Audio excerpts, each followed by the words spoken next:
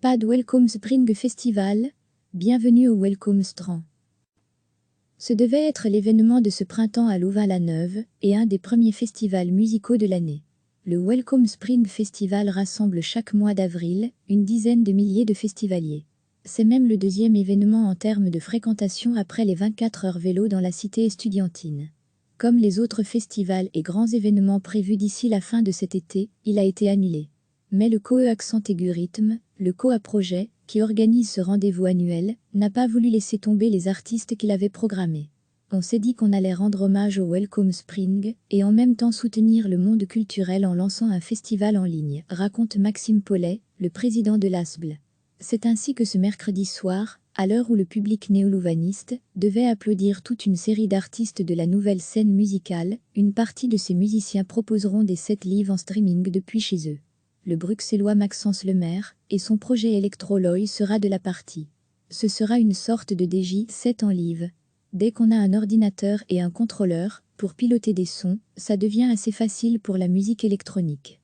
Ce qui n'est pas le cas pour un groupe rock, par exemple, qui a besoin notamment de plusieurs micros. On m'a gentiment prêté une caméra GoPro. Très vite j'ai su mettre ça en place, détaille-t-il. Le jeune artiste a vu plusieurs de ses dates annulées ou reportées, dont une prestation au Franco de Spa. Ce set en streaming lui offre non seulement de la visibilité, mais aussi un revenu, car les organisateurs ont tenu à rémunérer les artistes qui joueront ce mercredi soir. Si on organise un festival en soutien aux artistes, on ne peut pas ne pas les payer et leur demander de venir jouer bénévolement. D'autant que certains devaient jouer au Welcome Spring et ont vu leur contrat annulé. On a le soutien de l'Uclouvain Culture pour les rémunérer correctement, explique Maxime Paulet. Pour Loy, ce cachet sera utile pour la poursuite de son projet artistique. Les membres du COE Accent Aigu Rythme espèrent aussi que le Welcome Strand Festival permettra d'engranger des dons qui seront reversés à une initiative de soutien aux artistes belges et aux labels indépendants qui voient en ce moment leurs revenus fortement diminuer. Il y aura un lien sur notre page Facebook vers une page de donation. Pour les gens qui ne souhaitent pas faire de dons monétaires, il sera possible de faire un don en regardant une publicité, précise l'organisateur. Ce dernier n'a par contre aucune idée du nombre de spectateurs qui assisteront au festival derrière leur écran. Le festival dans sa forme classique se prépare déjà pour l'année prochaine. Il fêtera sa 30e édition. Recevez chaque matin l'essentiel de l'actualité. Ce devait être l'événement de ce printemps à Louvain-la-Neuve et un des premiers festivals musicaux de l'année. Le Welcome Spring Festival rassemble chaque mois d'avril une dizaine de milliers de festivaliers. C'est même le deuxième événement en termes de fréquentation après les 24 heures vélo dans la cité estudiantine. Comme les autres festivals et grands événements prévus d'ici la fin de cet été, il a été annulé. Mais le COE Accent Aigu Rythme, le COA Projet, qui organise ce rendez-vous annuel, n'a pas voulu laisser tomber les artistes qu'il avait programmés. On s'est dit qu'on allait rendre hommage au Welcome Spring et en même temps soutenir le monde culturel en lançant un festival en ligne, raconte Maxime Paulet, le président de l'ASBL. C'est ainsi que ce mercredi soir, à l'heure où le public néo-louvaniste devait applaudir toute une série d'artistes de la nouvelle scène musicale, une partie de ces musiciens proposeront des sets live en streaming depuis chez eux. Le bruxellois Maxence Lemaire et son projet Electroloy sera de la partie. Ce sera une sorte de DJ7 en live.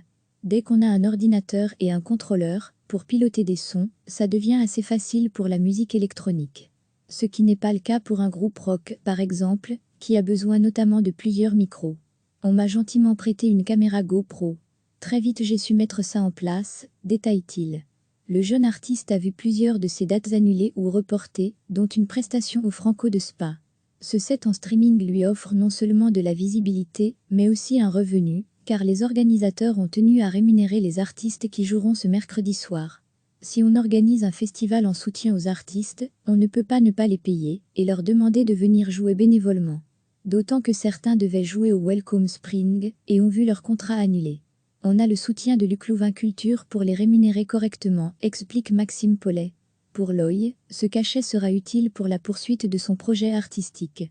Les membres du COE Accent Aigu Rythme espèrent aussi que le Welcome Strand Festival permettra d'engranger des dons qui seront reversés à une initiative de soutien aux artistes belges et aux labels indépendants qui voient en ce moment leurs revenus fortement diminuer. Il y aura un lien sur notre page Facebook vers une page de donation. Pour les gens qui ne souhaitent pas faire de dons monétaires, Il sera possible de faire un don en regardant une publicité, précise l'organisateur. Ce dernier n'a par contre aucune idée du nombre de spectateurs qui assisteront au festival derrière leur écran. Le festival dans sa forme classique se prépare déjà pour l'année prochaine. Il fêtera sa 30e édition. Cliquez sur s'abonner pour recevoir les dernières nouvelles.